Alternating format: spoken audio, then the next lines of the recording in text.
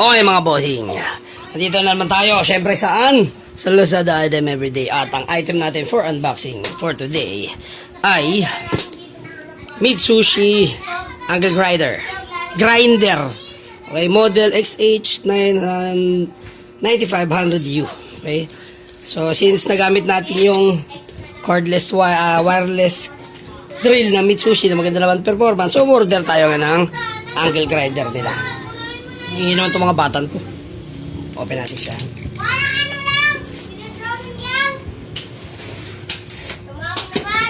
Worth ano lang to. Siyempre galing pa rin kay Mitsushi mismo sa kanilang Lazada account.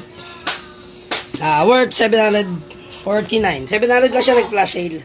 Tapos 50 pesos yung shipping fee. Okay, delivered by Lex. Siyempre. Kailan ba din-deliver to? Kahapon.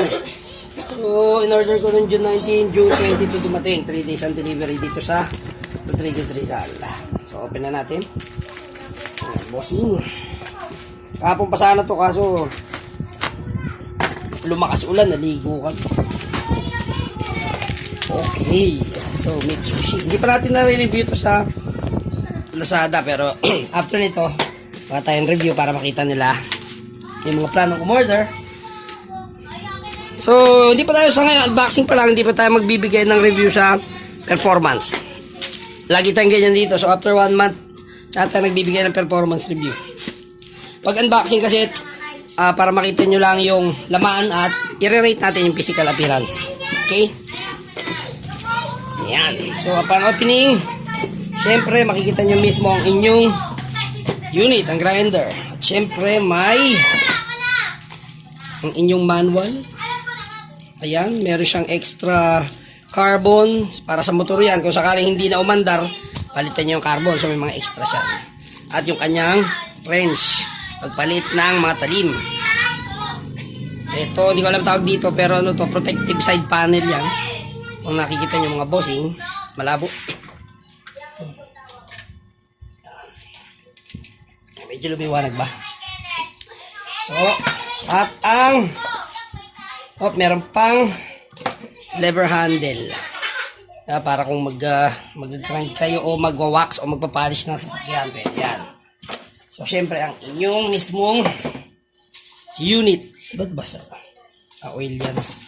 O, diba? Ito siya mga bossing. So, kung sa physical appearance lang at build, ay maganda. Oo nga, no? Yung oil yun, medyo may langis yung dulo. So, presentable yung build niya. Yung plastic ay malinis, kagaya din ng cordless. Mukha siyang heavy duty, rigid ang design. At ito ang kanyang motor. Ito yung palitan ng carbon. Yung pinakita ko sa inyo kanina nasa plastic. Okay? So, ang switch niya ay where? Ito, sa likod. Ito ang switch niya. So, dito nyo ilalagay itong kanina. Ito. Depende sa inyo kung kaliwete kayo o kanan.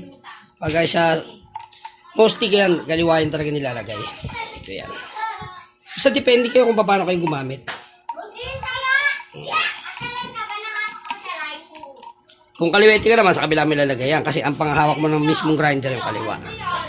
So, since ako hindi naman pwedeng panghawak yung kaliwa dahil desibang linghado, alalay na lang siya rito. Yan. Yung mga mukha ng asawa nyo, ganyan, grinderin nyo para hindi na lagi nakabusang. Anyway, physical appearance ulit. Ang ginrate tayo, 1 to 5. Bibigyan natin siya ng 5 stars. Talagang matatakot na yung mga branded, mga branded power tool manufacturer. Kasi talaga namang subok na rin yung performance sa mga Mitsushi. Kagaya nung cordless na drill natin, hanggang ngayon, okay na okay siya, no? At ito naman, tatry natin kung magtatagal. Pero sa tingin ko naman, dahil maganda ang review ng Mitsushi, okay na okay. Tsaka isipin nyo yung build niya maganda. Para siyang branded. Maganda yung itsura niya. Hindi gano'ng mga nilalako-lako ng mga nilalako sa labas, halatang peke, di ba? Okay mga bossing. Again, Mitsushi Angle Grinder model XH9500U from Mitsushi Philippines. Actually, di Philippines si Mitsushi. Pero syempre, yung store nila dito sa Lazada. Lazada item everyday again. Okay mga bossing. I-wait nyo na ng performance review. Rock and roll.